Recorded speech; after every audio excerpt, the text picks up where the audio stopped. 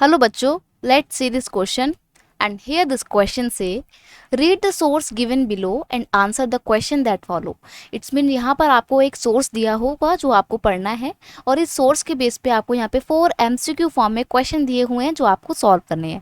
तो पहले हम हमारे सोर्स को रीड आउट करते हैं. सोर्स है however for comparison between countries total income is not such a useful measure. यानी कि दो कंट्रीज के बीच में कंपेयर करने के लिए इनकम एक बहुत ही यूजफुल मेजर नहीं है. हमें इनकम के अलावा और भी चीज़ें देखनी पड़ती हैं.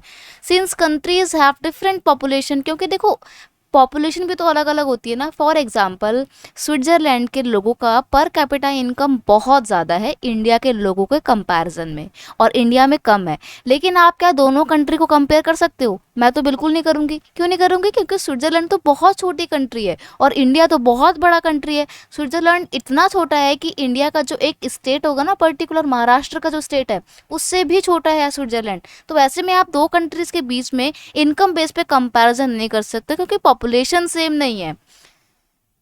Comparing total income will not tell us what an average person is likely to earn. Hence, we compare the average income, which is the total income of the country divided by the total population. अब देखो population very करती है हर state में, तो आप average income हर country का निकाल तो लेंगे, लेकिन उसके बेस पे कंपैरिजन करना सही नहीं होगा. ये बोलना चाह रहा है.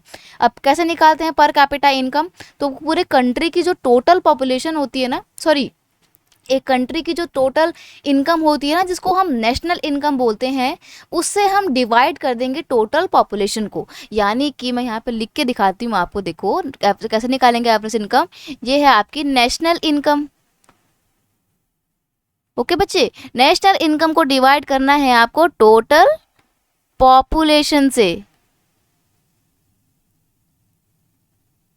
देन आपका क्या आएगा? एवरेज इनकम आ जाएगा. तो ये होता है एवरेज इनकम या पर कैपिटा इनकम को निकालने का रूल. दोनों एक ही बात होते हैं. The average income is also called पर capita income. In the world bank report brought out by the world bank, this criterion is used in classifying countries with per capita income of $12616 per annum and above in सन 2012 are called rich countries. यानी कि $, के according अगर कोई country में पर capita income एक साल की ये 12,616 एनम से ज़्यादा है, इतना डॉलर से ज़्यादा अगर कोई इंसान कमा रहा है, तो वो रिच कंसिडर किया जाएगा या वो कंट्री रिच कंसिडर की जाएगी.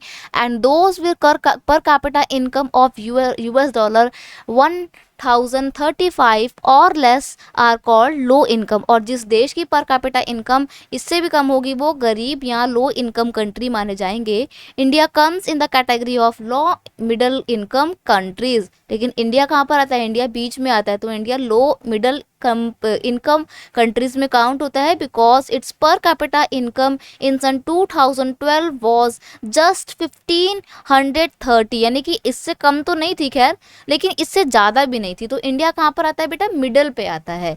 The rich countries excluding countries of middle east, इसमें मिडल ईस्ट था शामिल, and certain other small countries are generally called developed country. तो जितनी भी मिडल ईस्ट की कंट्री हैं और जो ज़्यादातर छोटी मोटी कंट्री है ना बेटा, वो क्या होती हैं? डेवलप्ड कंट्री होती हैं. आप कभी भी अगर आप जितनी भी डेवलपमेंट रिपोर्ट्स देखेंगे, आपको ना पता है किसके नाम दिखेंगे? स्विट्जरलैंड, न्यूजीलैंड, ये जितने भी आपके छोटे मोटे देश होते हैं ना, उन्हीं के नाम आपको देखने को मिलेंगे. रीज़न पता है क्यों? क्योंकि छोटे एरिया में ना गवर्न कर पाना बहुत आसान होता है. कोई भी गवर्नमेंट की पॉलिसी को अच्छे से आप इम्प्लीमेंट कर पाते हो. पॉजिटिव रिजल्ट आपको बहुत ईजिली निकल के आ जाएंगे. लेकिन इंडिया जैसी एक बहुत बड़ी कंट्री में पॉपुलेशन बहुत बड़ी है, अनकंट्रोल पॉपुलेशन है. तो ऐसे में लीड कर पाना, उसको गवर्न कर पाना, किसी भी पॉलिसी को इम्प्लीमेंट कर पाना ना पसीने छूट जाने वाली बात होती है. तो ऐसे में ना हम लोग हमेशा बहुत ज़्यादा पीछे ही रहते हैं. लेकिन आपको पता है कि इंडिया कोविड के टाइम पे कितना अच्छा काम किया था.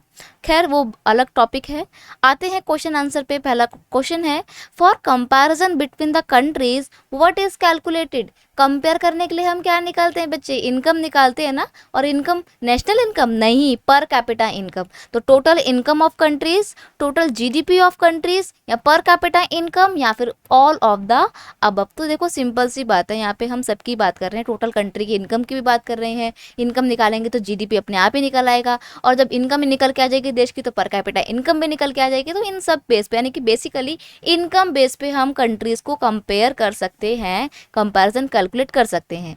तो यहाँ पे आपके फर्स्ट क्वेश्चन का आंसर क्या है, मैं यहाँ साइड में लिखती जा रही हूँ ताकि कोई कंफ्यूजन ना हो आपको।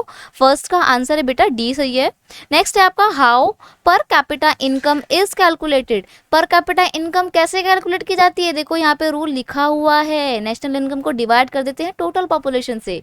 Total population of country divided by its population, sorry total income of country divided by it's total population. आगे पढ़ने की जरूरत नहीं है, रूल यहाँ पे लिखा हुआ है। सेकंड का आपका आंसर हो जाएगा ए। नेक्स्ट क्या है आपका, नेक्स्ट है how world bank uses the data of per capita income.